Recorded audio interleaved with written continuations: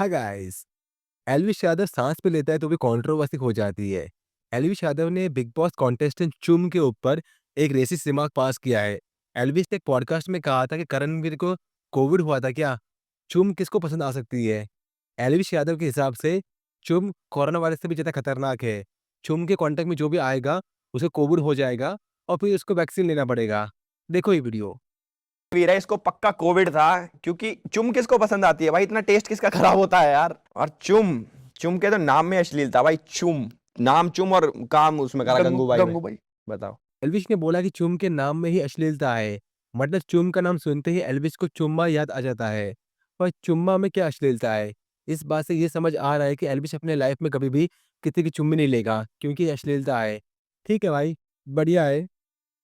इसके बाद चुम गुस्सा हो गई और एल्विश को रिप्लाई किया कि किसी के नाम और आइडेंटिटी को मॉक करना सही नहीं है। अब समय आ गया है कि हम ह्यूमर और हेट के बीच के एक लाइन ड्रॉ करें। लोगों ने एल्विश को कॉल आउट करना शुरू कर दिया।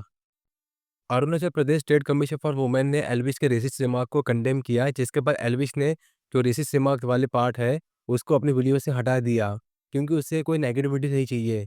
सुनो एल्विश ने क्या बोला।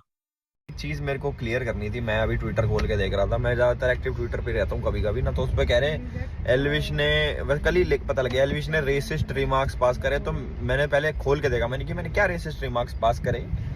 उसके बाद वो चुम के ऊपर वो जो मैंने बोल रखा था, मैंने बोला भाई वैसे मैंने कुछ बोला ना, बोला हटाओ, मेरे को नेगेटिविटी चाहिए ही नहीं। अगर मान लो किसी को बुरा लग रहा है मेरी तरफ से कि भाई उसने ऐसे ऐसे बोल दिया, तो मैंने रिमूव दैट पार्ट, तो वो पार्ट मैंने रिमूव कर दिया।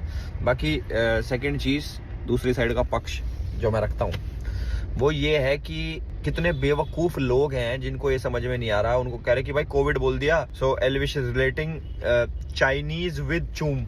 लोग इतने अनपढ़ हैं भाई, कसम से मैं यूज नहीं करना चाहता ये वाला वर्ड। लोग इतने बेवकूफ हैं जिनको समझ नहीं आता। उसमें मैंने बोला कि करणवीर का शायद कोविड हो रखा था, जिसकी टेस्ट स्मेल चली गई, जो उसको चुम पसंद आ गई कि उसका टेस्ट कितना खराब है। तो ये तो कहीं से भी चाइनीज कोविड, ये तो मतलब ऐसा कुछ रिलेट नहीं हो रहा। तो लोगों को भाई थोड़ा कान खोल के वीडियो वाडियो देखा करो भाई, थोड़ा दिमाग खोल के वीडियो देखा करो यार। मेरे को पता भी नहीं, पहली बात तो इन ईयर लगा होता है मेरे, ठीक है। और दूसरी चीज, मैं भाई इतना गया गुजरा नहीं हूँ कि मैं इतना रेसिस्ट हो के किसी को बोलूँ कि तू ये है वो है। मैं इन चीज़ों से भाई बचता हूँ, ना मुझे किसी से लेना देना कि मैं किसी पे रेसिस्ट कमेंट पास करूँ। बल्कि मैं तो उल्टा सपोर्ट करता हूँ इन चीज़ों को, अच्छी चीज़ों को, कि भाई ऐसे मत करो मत करो मत करो। बाकी जेन्युइन जो चीज़ मेरे से अगर कोई खराब हुई, जेन्युइन जो चीज़, वो चीज़ गलत है। पर जो फालतू पढ़ने की चीज़ है तुम ऐड ऑन करके कि गलती निकालनी है, उसके लिए ऐसी तैसी में जाओ भाई। पर क्लैरिफिकेशन देने से मामला खत्म नहीं हो गया।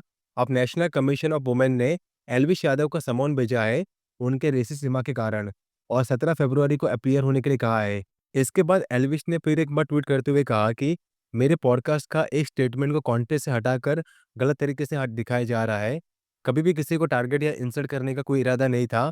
मैं हमेशा रिस्पेक्ट और इंक्लूसिविटी में विश्वास रखता हूँ और जो लोग मुझे जानते हैं उन्हें पता है कि मेरे दिल में सबके लिए सिर्फ प्यार है। ये दुखद है कि एक झूठी कहानी बनाई जा रही है जो मेरे शब्दों को पूरी तरह से गलत तरीके से पेश कर रही है। ये पूरा मुद्दा झूठी रेसिज्म के एलिगेशन पर बेस्ड है जो बिल्कुल सच नहीं है। किसी भी फर्दर मिस इंटरप्रिटेशन को अवॉइड करने के लिए मैंने उस स्टेटमेंट को पॉडकास्ट से हटा दिया और अपने अगले व्लॉग में भी क्लैरिफिकेशन दे दिया है। मैं हमेशा पॉजिटिविटी और इंक्लूसिविटी के लिए खड़ा रहा हूँ और आगे भी यही करता रहूंगा। लोगों को अब आदत पड़ चुकी है कि वो एल्विश की हर एक बात को तोड़-मरोड़ के ऐसे दिखाए, जिससे एल्विश एक नेगेटिव इंसान दिखे। अब एल्विश भाई को एक काम करना चाहिए, जैसे समय रैना अभी विदेश भाग गया है या रणवीर घर छोड़कर कहीं और भाग गया है, वैसे एल्विश भाई को भी कुछ दिनों के लिए कहीं भाग जाना चाहिए।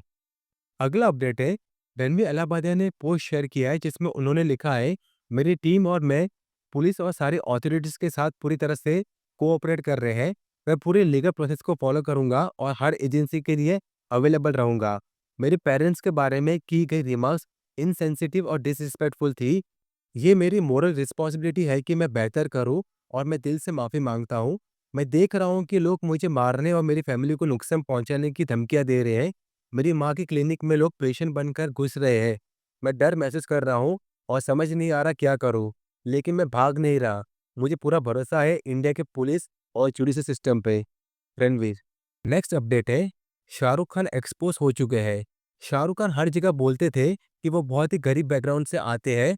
उन्होंने फिल्म पाने के लिए बहुत ही स्ट्रगल किया है। पर एक बुक है उसमें शाहरुख की गरीबी वाली पूरी फेक स्टोरी को एक्सपोज कर दिया है। देखो इस वीडियो को।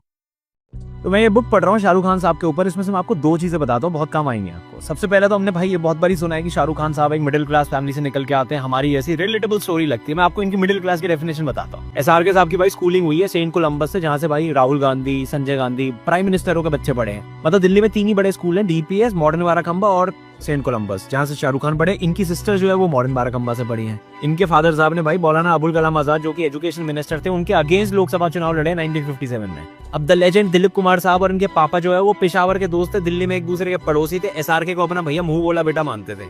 आज से 35 साल पहले जब ये दिल्ली से मुंबई आए थे, इनकी मम्मी ने पता है इनको कितने पैसे दिए थे? 10,000 रुपए। आज की डेट में वो 3.5 लाख रुपए से कम नहीं है। मतलब उस वक्त अगर साइकिल मिल जाया करती थी ना किसी को दहेज में, तो पूरा मोहल्ला महल्ला कर जाता था। और अब भाई यार इसको तो साइकिल मिली है। उस टाइम पे शाहरुख खान साहब के पास पता कौन सी गाड़ी थी? एस्टीम, और उसको एक खटारा बुलाते थे। सोचो इनका किस तरीके का माहौल रहा होगा। जिस माइंडसेट तक पहुंचने में जिंदगी निकल जाती है ना लोगों की, भाई उस माइंडसेट में पले बड़े हैं। अब ऐसे बहुत सारे पॉइंट्स हैं इस बुक के अंदर, लेकिन भाई मुद्दा ये है कि प्रिविलेज एक बहुत आज के लिए इतना ही, मिलते हैं अगले वीडियो में। ओम नमः शिवाय।